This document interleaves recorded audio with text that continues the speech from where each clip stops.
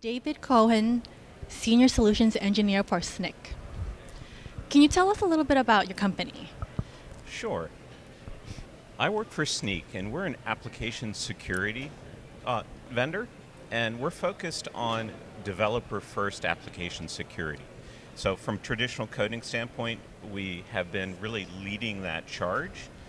But when the AI revolution started, we've pivoted to make sure that AI, as it's used, particularly in development of applications, that we're securing it at inception as well. And how do you see application development and application security evolving with the advent of AI and vibe coding? By the way, your name is such a Gen Z thing. Can you please also tell the audience what it stands for? Absolutely. So Snyk is actually an acronym. It stands for So Now You Know. Awesome. Yes. So, application security evolving with the advent of AI and vibe coding. Great question. So one of the challenges that we've seen with AI and vibe coding is that it hasn't really changed the fundamental need for software developers who understand the applications that are being developed, the complexity and intricacies of what it is in existence, what is being done, the interactions, security implications, resiliency, scale, Yes. a lot of the things that software developers have years of training on and then build over many years of experience. Vibe coding lets you create code, but it doesn't necessarily solve the problems that your traditional software developers are solving. So we're seeing some evolution of the software development staff to sort of two ways. One is those who are using vibe code. Sometimes they're traditional software developers getting a leg up, prototyping, doing some things quickly that are targeted. We also see those who are more citizen developers. So they don't have the training. They're trying to build an application using vibe coding, but they don't necessarily understand the complexities of building an application and the actual holistic AI platform that is being used as they do so. So that can be a challenge for organizations. I see. Yeah, and how is Snyk adapting to meet the need for secure by design? So Snyk has recently come out with what we're calling Snyk Studio, Oh. and it's meant to address two primary use cases. One is to enable the traditional software development teams to work to address the backlog of vulnerabilities in their code. Okay. So being able to use Snyk to identify the vulnerabilities that affect them, to prioritize those vulnerabilities, and then to leverage AI to have essentially targeted mitigation to address the backlog of vulnerabilities.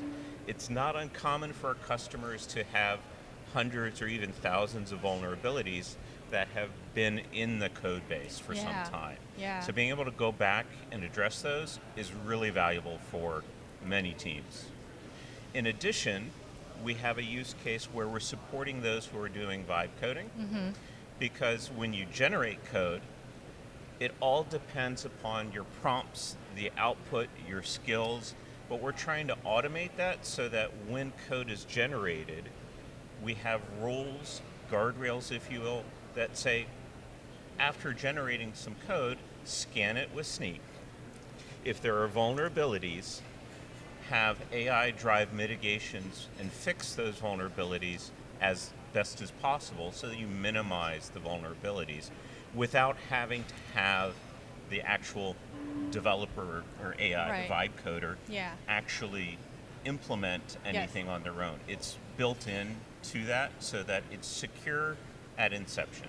It's kind of in alignment with the whole concept of secure by design that's being pushed by the AI Action Plan. Yes, and I like what you have where you're helping people find the vulnerabilities in their previous code, because a lot of companies they just kind of focus on forward and onward without looking backwards, and it just kind of compounds the vulnerabilities that they have. Yeah. So another side effect of that too is every time that you have an application in the public sector space, generally you have to assess those vulnerabilities when you're going to actually field an application. If I have 100 vulnerabilities and I can't fix them before fielding the application, Yeah. that means that from an information security and compliance standpoint, I have to do a risk assessment, document what risk I see and accept that risk, sometimes create poems, things of that nature, and it's a process for each vulnerability. If I have fewer to start with, the entire process Going forward, across yeah. multiple teams gets simpler and faster, Yes. and at the end of the day, you have fewer vulnerabilities that could end up leading to a breach. Right, So your exposure windows is smaller. So valuable for people right now. Yeah. So important in this moment. My last question here that I have for you is, beyond the evolution of how applications are developed, how do AI native application changing requirements for security operations? Yeah, how are they changing? Yeah. So Snyk is evolving beyond just what we were talking about with Snyk Studio, because we've seen, you can see it in the OWASP LLM top 10. Yeah. We've seen that there's many available vectors for things to go wrong. Sometimes it's benign. It's somebody issuing a prompt that maybe the nuance of the language they used causes AI to give a different answer than it might have, depending upon the language used. I like to use a story on that one. So one day I walked in with my wife because we were going to add her to the title of my car. We walked into the DMV, and the agent asked me, "Can I have your driver's license?" And I told her no. I told her, "I know where you can get your own, though." It's all a matter of language. If your prompt has some ambiguity to it, Yeah. if it is missing something, you can get a different result than somebody who prompted with something that was more clear. Yes. You also can have things like prompt injection attacks. You can have tool poisoning. There's Yeah. many new vectors of attack. Snyk is working to evaluate what risks are in different pieces of the AI realm. So large language models have different risk profiles. So we're building a risk registry that covers large language models, tools, MCP servers, and the like.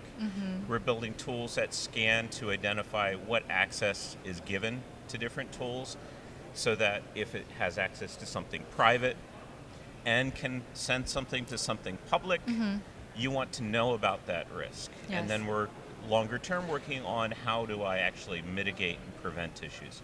So there are a large number of evolving issues with AI native applications that go beyond strictly coding. It goes into design, it goes into choice of tools, choice of models. Yes. It goes into, what are you allowing during the prompting process or injecting during that?